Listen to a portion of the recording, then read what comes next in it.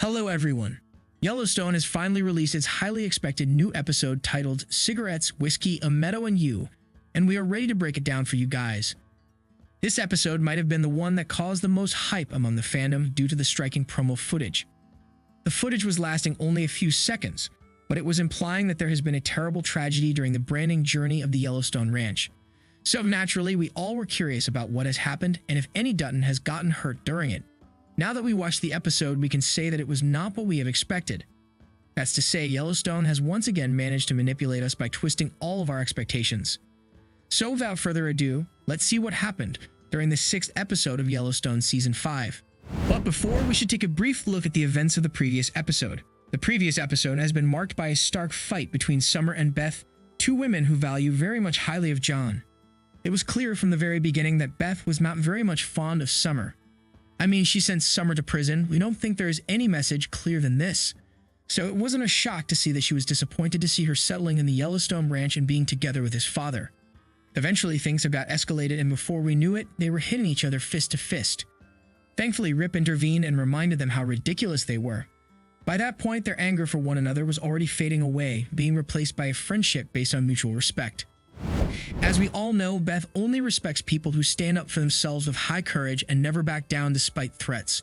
So the fight was somewhat of a test for Summer to see if she was worthy of Beth's respect, and she passed it. Then we watched the entire ranch getting ready to leave for the branding in the mountains for a couple of days. It was an emotional scene, especially for Monica, who recently lost her baby and is now staying alone for the first time since then. The way Monica acted was very much like a foreshadowing of yet another tragedy, as she highlighted to Casey that Tate was the only one left. Therefore, when we saw that emergency helicopters were landing on the ranch and John was tearing up in the promo, we assumed something bad happened to Tate. Thankfully, we were wrong. Episode 6, a big tragedy, was that one of the older ranchers of Montana and a dear friend of John who joined the branding and slept right beside him died during the night. It was an upsetting incident for sure, especially the scene where John had to inform the wife of the news was very sad. But naturally, it wasn't as upsetting as losing a young boy like Tate. Besides, even the wife of the cowboy seemed to have found condolence in knowing that her husband has died gracefully as a cowboy and moved on with her life immediately by joining the festival. Therefore, we can confirm that the promo was quite misleading and the episode was far from being a tragedy feast. For the majority of the episode, we watched Rip and Beth declaring how much they love each other over and over again. Even though we love the couple, we have to admit that their scenes are becoming a bit too overwhelming and repetitive, as we all know that they are in love and don't need to hear about it every next second. Another thing that kind of bugged us during this episode was the fact that there was little to no regular conversation between our characters.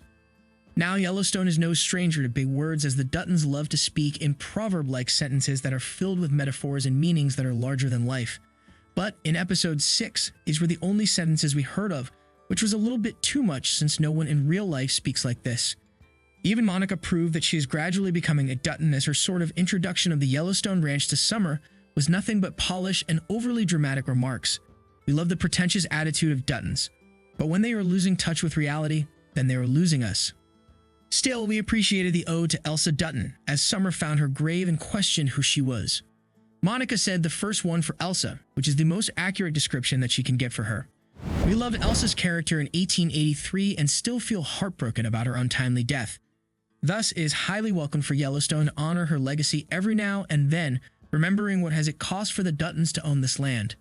Of course, Monica also reminded us that the land was belonging to her ancestors before the Duttons came, which is a foreshadowing of the near future, in which we will see the Duttons losing their land back to the Native Americans as the prophecy suggests.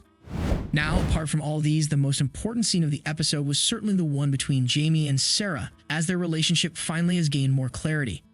They have established already before that they were sexual partners. In this week's episode, they have also established that they are also strategic partners to topple John. Yes, you heard it right.